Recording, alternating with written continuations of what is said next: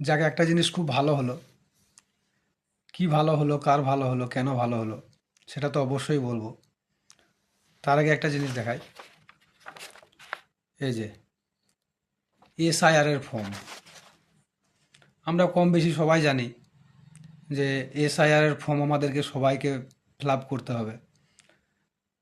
তো যারা বইয়ের কথা শুনে বৃদ্ধাশ্রমে মা বাবাকে রেখেছো বা রেখেছিলে, হয়তো অনেকে মারা গিয়েছেন,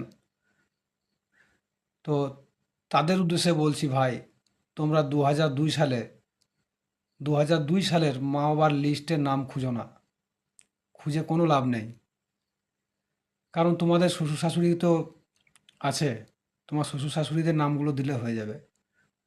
তাই তোমাদেরকে দয়া করে বলছি, মা বাবার নাম খুঁজে কোনো লাভ নেই, মা বাবার নাম দিয়ে তোমাদের কোনো লাভ নেই। কারণ তোমরা মা বাবাকে মা বাবা মনে করোনি, শ্বশুর শাশুড়িকে মা বাবা মনে করেছো।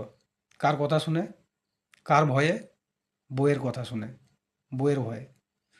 তো ভাই তোমাদেরকে বলছি, তোমরা এই ফর্মটাতে এই ফর্মটাতে অবশ্যই মা বাবার বাদ দিয়ে শ্বশুর শাশুড়ির নামটা লিখবে।